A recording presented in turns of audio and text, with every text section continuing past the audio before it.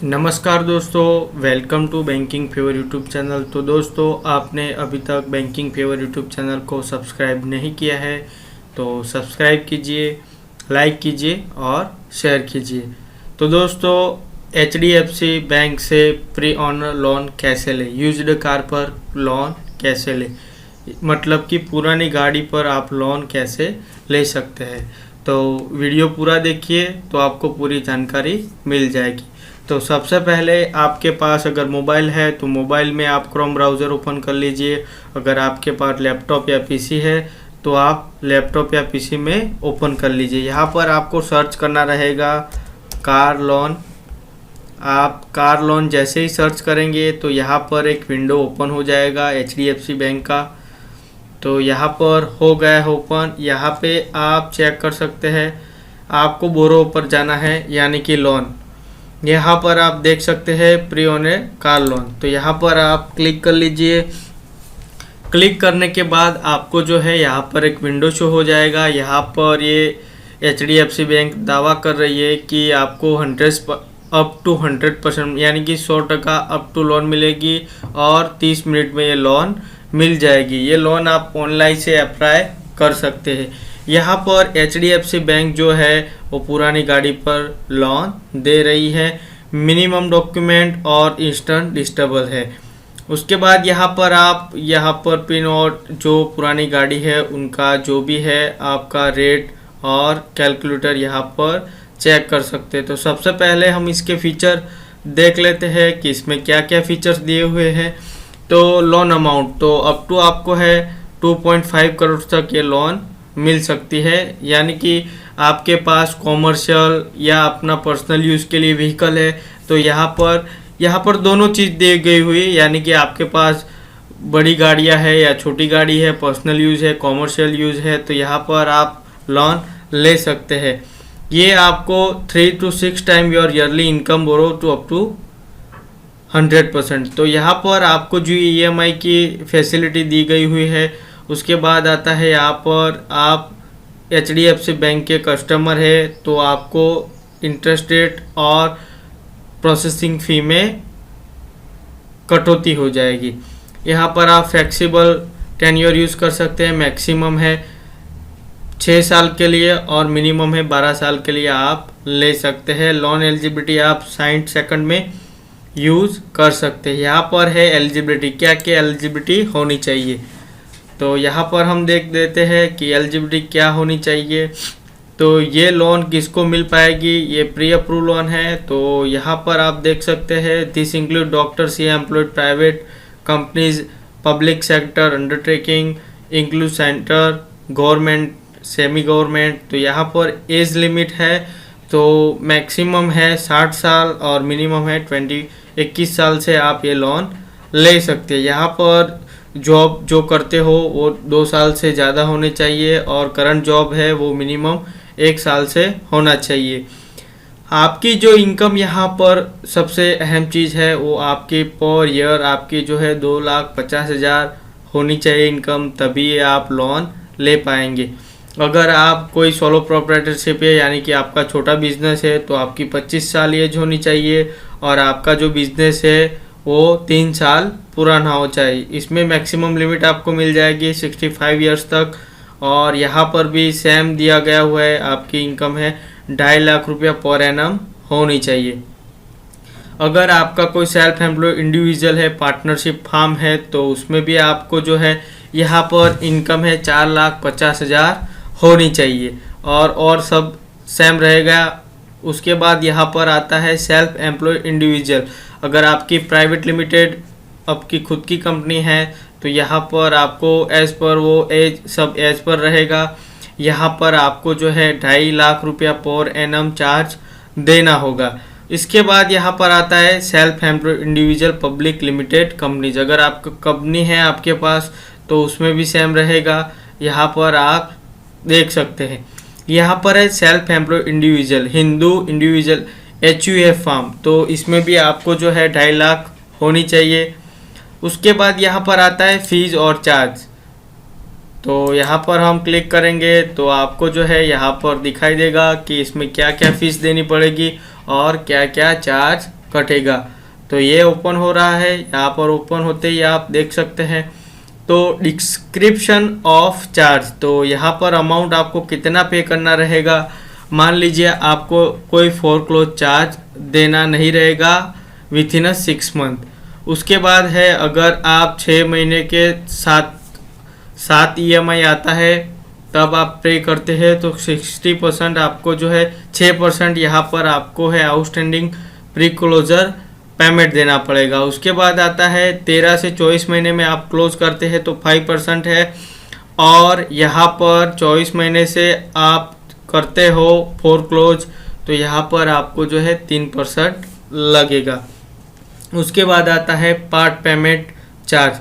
अगर आप इसमें आपके पास 50,000, 60,000, 20,000 ऐसा पैसा आया तो आप इसमें जमा कर सकते हैं, इस पर आपको कोई चार्ज नहीं लगेगा। स्टैम्प ड्यूटी की बात करेंगे तो यहाँ पर आपको जो है स्टैम्प ड्यूटी जो भी रहेगी वो एक्चुअल जो पेमेंट रहेगा वो आपको पे करना पड़ेगा। यानी कि आपका जो RC बुक का जो होता है इसमें आपको जो है HP वगैरह जो करवाना होता है वो चार्ज आपको देना पड़ेगा। इसके बाद यहाँ पर आता है ओवरड्यू EMI इंटरेस्ट। अगर आपका जो EMI रखा गया है उस पर आप बाउंस करते हैं या आप रेगुलरली पे नहीं कर पाते तो आपको है 2% देना पड़ेगा पर मंथ। यहाँ पर आपको जो है दिया गया हुआ है कि प्रोसेसिंग फ़ी, तो प्रोसेसिंग फ़ी यहाँ पर है लोन अमाउंट का 1%, मिनिमम है 5,000, मैक्सिमम आपको जो है 10,000, उससे ज़्यादा नहीं देना है। प्रोसेसिंग फ़ी में आपको GST और ये सब इंक्लूडेड रहेगा। अगर आप CNG किट लगवाना चाहते हैं तो इसमें आपको है 3,000 रुपया अलग से देना पड़ेगा। डॉक्यूमेंटेशन चार्ज है वो 700 रुपया रहेगा आपको। अगर आप ये लोन कैंसिल करवा रहे हैं तो आपको ये नॉन रिफंडेबल रहेगा। उसके बाद चार्ज आता है ये आपको 600 रुपया देना पड़ेगा। RTO ट्रांसफ़र एक्चुअल यानी कि हर जगह अलग अलग होता है तो आपको जो है यहाँ पर एक्चुअल जो चार्ज है वो देना पड़ेगा। इसके बाद आता है चेक ECH स्वैपिंग। आपको जो भी लोन से EMI कटवाना है जो भी बैंक से तो आपको यहाँ पर 500 रुपया पर इंस्टेंट माने कि आपको 1 टाइम ये पेमेंट करना पड़ेगा। लोन कैंसलेशन, आप लोन अगर कैंसिल करवा रहे हैं तो आपने जो भी पेमेंट दिया हुआ है RTO चार्ज ये सब आपको रिफंड नहीं मिलेगा। लीगल प्रोसेसिंग चार्ज यहाँ पर दिया गया है ये एक्चुअल रहेगा।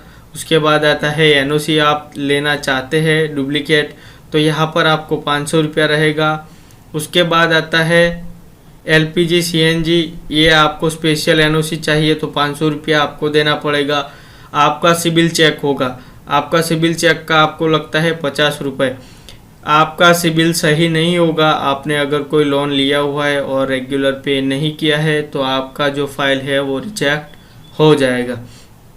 उसके बाद आता है चेक ECH रिटर्न। अगर आपका बैंक में EMI 5 तारीख का है, अगर आपका पैसा इसमें जो EMI है उससे कम है तो आपका ECH बाउंस हो जाएगा। इसका आपको चार्ज लगेगा 550 रुपये।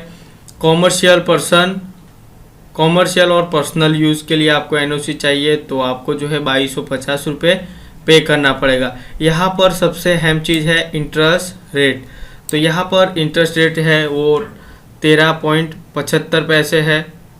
उसके बाद जो है मैक्सिमम है 16 है, यानी कि आपको यहाँ पर सबसे कम रेट दिया जा रहा है। उसके बाद आता है यहाँ पर आप बहुत सारे used car loan, loan again car, आपको लोन अगेन कार भी बोल सकते हो, यानी कि जो पुरानी गाड़ी है या यूज़ की हुई गाड़ी है उस पर आपको जो रेट मिलता है वो 9.40 है, मैक्सिमम है 16.20%, एवरेज यहाँ पर रहता है 12.94%। उसके बाद यहाँ पर आ जाते हैं डॉक्यूमेंटेशन। तो डॉक्यूमेंट के लिए आपको यहाँ पर क्लिक करना पड़ेगा। तो डॉक्यूमेंट क्या क्या लगेंगे यहाँ से आप चेक कर सकते हैं।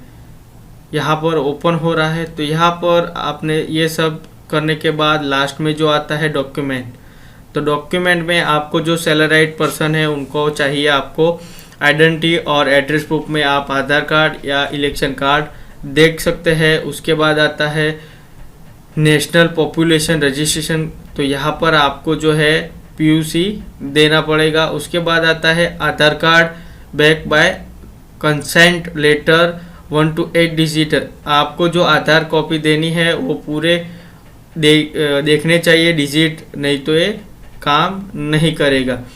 इनकम प्रूफ में आपको है लास्ट 3 मंथ की सैलरी स्लिप देनी पड़ेगी। आपके पास फॉर्म 16 है या लेटेस्ट ITR है तो ये आप यहाँ पर देख सकते हैं। उसके बाद आता है HDFC corporate salary account statement salary credit above 18%।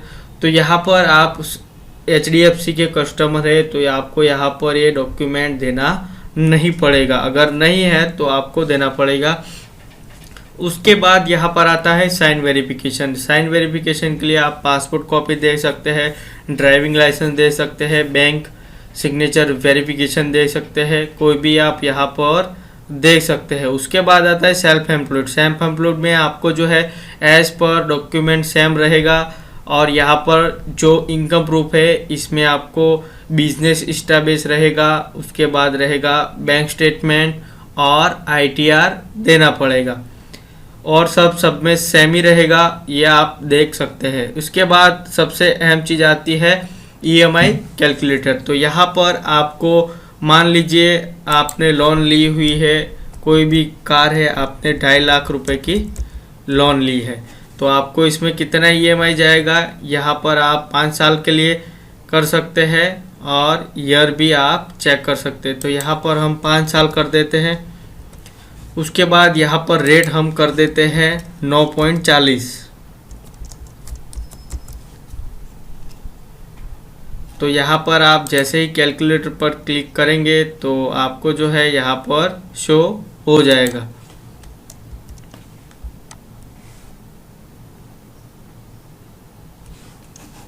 आप यहाँ से कम या ज़्यादा कर सकते हैं। यहाँ पर EMI कैलकुलेट करने के बाद यहाँ पर आ रहा है 5,882 रुपये। तो आप देख सकते हैं कि आपको टोटल इंटरेस्ट कितना पे करना पड़ेगा। तो यहाँ पर आप देख सकते हैं कि आपको जो है टोटल इंटरेस्ट पे करना पड़ेगा। यहाँ पर आप देख सकते हैं कि आपको जो है पर मंथ आपको 3,021 रुपये और मैक्सिमम यहाँ पर कितना पे करना पड़ेगा। तो आपका जो इंटरेस्ट है 5 साल का जाएगा, आपको टोटल पे करना पड़ेगा 3,50,203,000। आप यहाँ पर अमाउंट देख सकते हैं कि आपको टोटल कितना पे करना रहेगा। आई होप कि आपको ये वीडियो काफ़ी पसंद आया होगा। अगर वीडियो आपको पसंद आया है तो लाइक कीजिए, शेयर कीजिए और सब्सक्राइब कीजिए।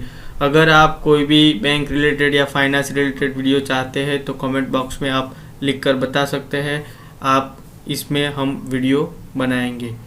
तब तक के लिए नए वीडियो में साथ मिलते हैं, तब तक के लिए जय हिंद, जय भारत।